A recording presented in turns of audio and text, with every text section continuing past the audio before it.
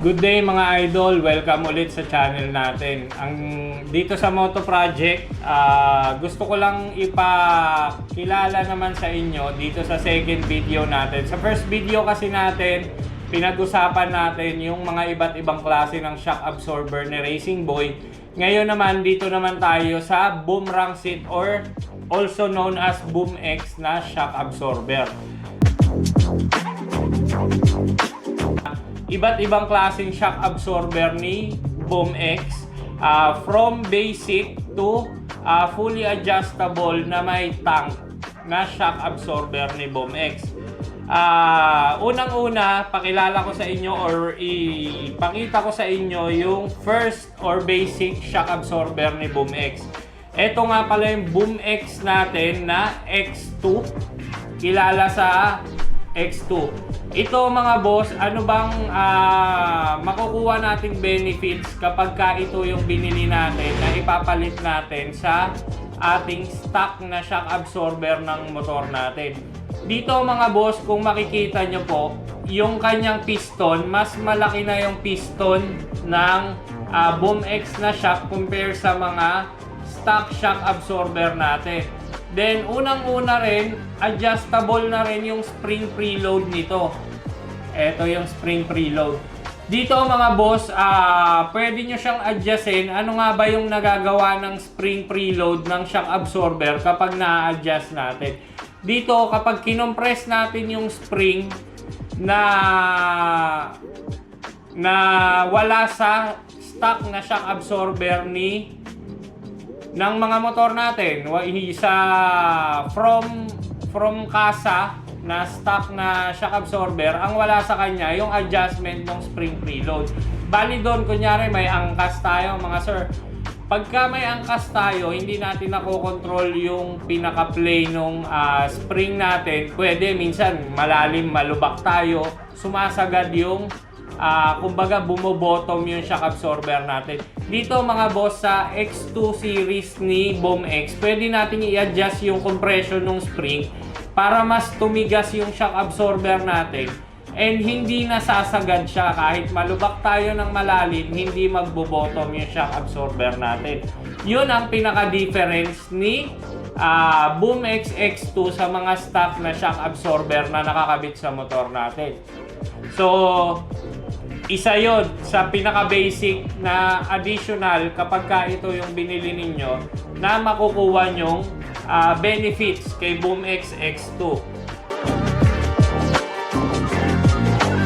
Ngayon, pangalawang shock or mas higher model na shock ni Boom X is ito namang ating Boom X Street. Yan. Sa Boom X Street naman mga boss, available to, may monoshock to, pang iba't ibang motor, monoshock, dual shock. Wala pa rin siyang baso dito. Ang pinagkaiba niya naman mga sir, kung makikita nyo, dito naman nasa ibabaw yung adjustment ng spring preload niya, which is the same kagaya nung sinabi ko sa X2, meron din si X2. Ang pinagkaiba lang nila mga boss, ito po, adjustable na rin yung rebound ni Boom X Street. Ayan. Dito, pagka yung rebound niya, ito naman, kunyari, nalubak tayo. Syempre, magko-compress yung suspension natin. Ang nakokontrol naman niya, yung bilis nung pagbalik nung shock absorber natin. Kapag pwede nating lambutan, pagka nilambutan natin, mabilis yung balik nung shock. Kapag pinihit naman natin, ayan, maririnig nyo mga boss, nagtitik po yan. Ayan. Pag pinihit natin siya mga bossing ko, pwede nating dagdagan yung bilis or bawasan yung bagal ng pagbalik ng shock absorber natin. Yan naman yung nadagdag sa benefits or specification ni Boom X Street. Ayan.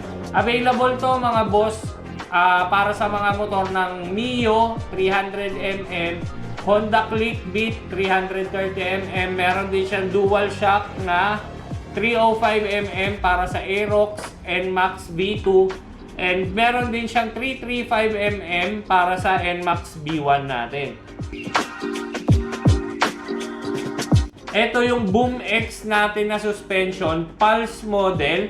Ayan. May mga iba't ibang kulay din to mga sir. Kung makikita nyo po, ito naman nagdagdag ng benefits si BoomX. Kung makikita nyo dito, nandito na rin yung kanyang adjustable preload nung spring. Then meron pa rin siyang rebound. Ayan, yung control knob nung rebound natin. Then ang idinagdag niya naman dito mga boss, pwede na niyang kontrolin yung compression naman.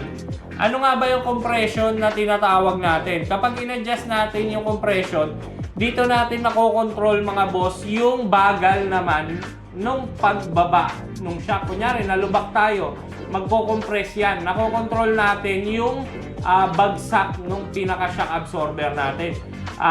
Pwedeng mas mabilis, pwede nating bagalan. Depende sa preference or kung paano yung rides na gagawin natin. Kung may angkas ba tayo or wala tayong angkas, solo ride lang tayo. Yun yung magiging advantage natin. Bali, fully adjustable na to mga bossing. Ayan. Ito yung BoomX na Pulse. Ito naman yung BoomX natin na shock absorber na fully adjustable din. Ang model niya, tawag niya rito is Force SP naman. Almost the same specs ni Pulse. Ang pinagkaiba niya dito mga boss, adjustable na rin yung kanyang compression, dalawang knob na yung adjustable. Bali ito mga boss, pwede mo siyang gamitin sa mga mahilig mag-racing. Pwede mong gamitin as racing shock absorber. Mas maganda yung control niya. Kung makikita nyo mga boss, dalawa yung pihitan niya sa compression niya. Ito yung sa right side. Dito naman yung knob niya para sa control nung tigas nung compression ng spring natin kapag sa racing tayo. Pero kapag sa daily use naman tayo, daily use, touring, or simpleng rides lang, everyday use, ito naman yung ina-adjust natin sa left side po. Diyan naman tayo mag-a-adjust para sa compression nung bilis or bagal nung pag-compress nung ating shock absorber or pinaka-spring ng shock natin. Yun yung pinaka difference niya kay Pulse model. Bali, ito yung isa sa pinaka-high-end ni BoomX ngayon sa market. May iba-ibang kulay to. Available siya for Honda Click, mga Mio natin na 300mm. Then, meron din siya pang NMAX Aerox V1, V2, 305mm.